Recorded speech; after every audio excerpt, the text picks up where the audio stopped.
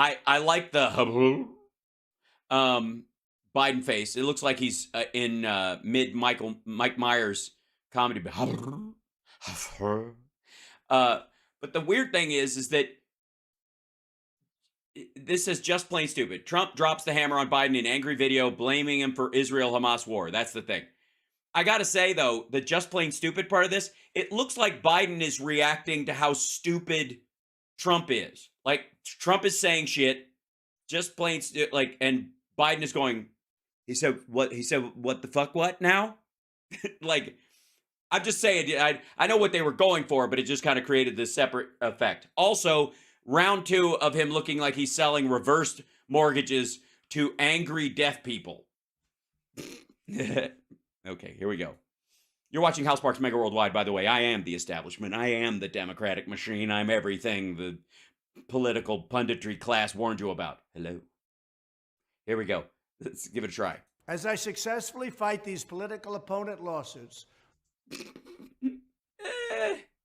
You literally are in the punishment phase of one because you were just flat out found guilty of fraud.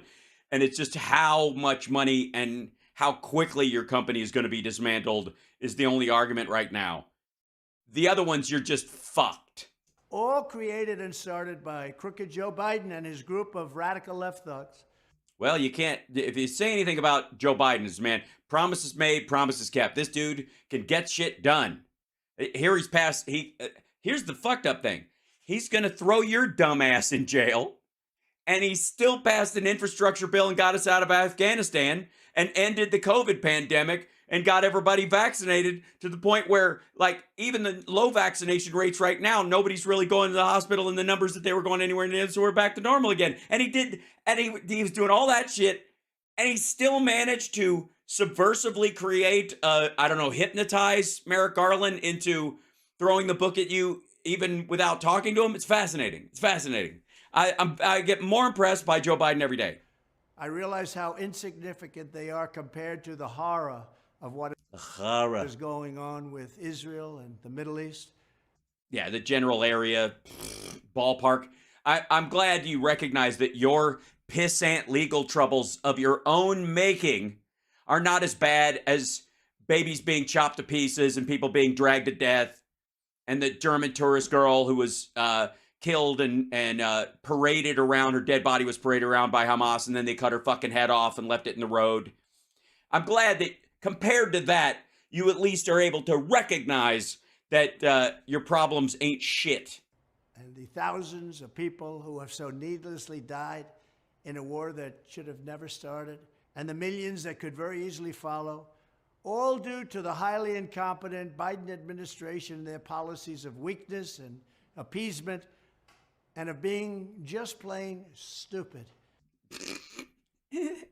Okay, so again, let's keep in mind, Trump ran on being against these quote-unquote forever wars, never being part of this, getting America out of this. We're not the policemen of the world, any of that shit. Meanwhile, the idea that we weren't, like, thumbs deep in fucking Israel and stopping this before it happened, is somehow our fault. Also, all of this, if you time back Hamas's plan to go, fuck this, we're going to rope-a-dope Israel and we're going to attack, and we're going to keep doing it, because I'll show you a video in 1 second that is particularly fucked up from one of the Hamas guys. Let me see if I can do this real quick.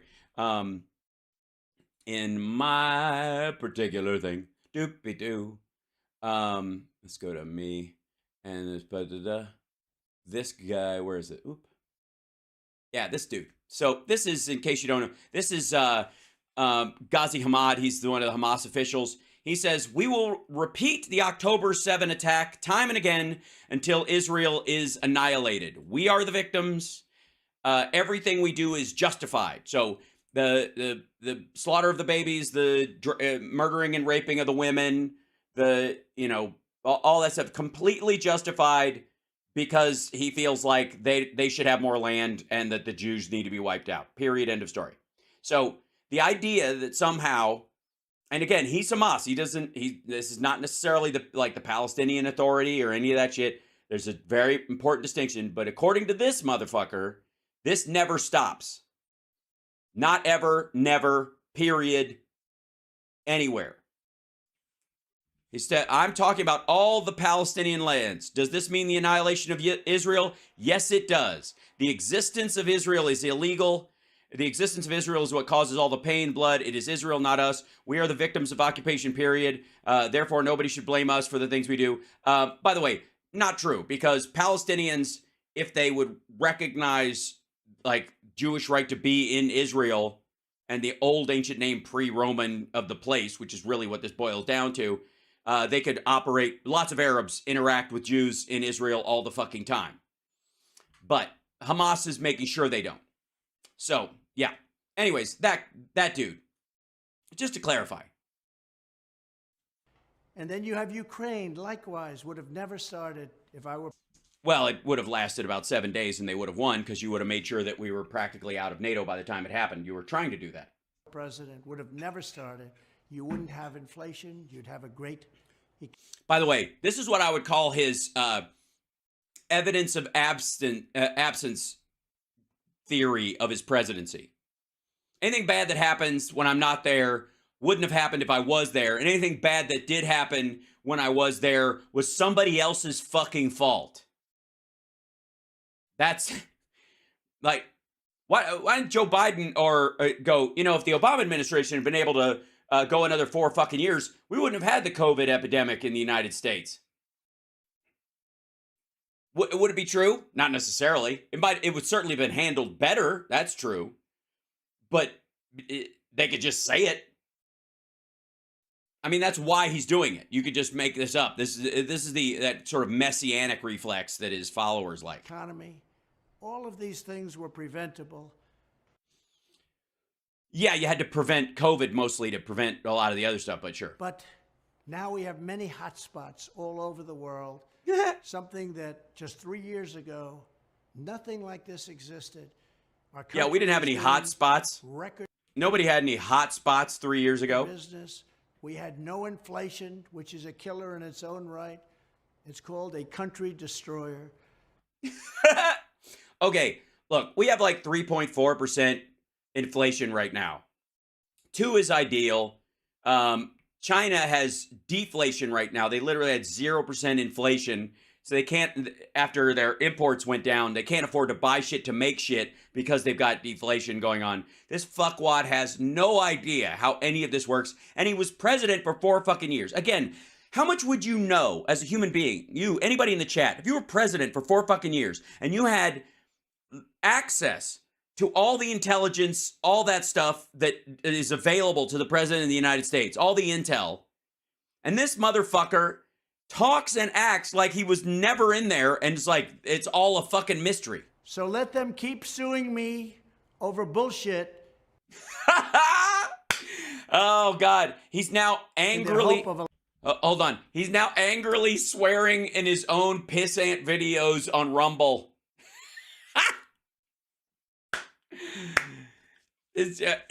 All right. This is what makes me think there's no one in the room. They set this up and they went like, here's how, just make sure you're good and orange and then clip on the little microphone. And you know what? We'll use a shotgun. Just go in and we'll set it up. No, we'll just set it up any time of the day. Just go in and we got a stream deck for you. Just push the it's time button and then just go out and just say whatever, blather for about 20 minutes and we'll cut it into chunks. Just try to, when you're done with a thought, just say thank you very much and we'll know that's the out. Election interference, because that's the only way they think they can win. By the way, hold on. Back the fuck up. This prick spent all of 12 seconds on the deaths in Israel and I guess tacitly in Gaza as well, if he's like the Middle East, which is just like, because he doesn't know anywhere on the fucking map, even though he was down there fondling the Saudi globe. The dude spent like 10, 12 seconds on the actual conflict, what's actually happening right now, and then went back to like, they're trying to stop me from being the president, but it's not going to work, and we got to do this because... Leading in the polls by massive numbers. And that's because our country has become disabled.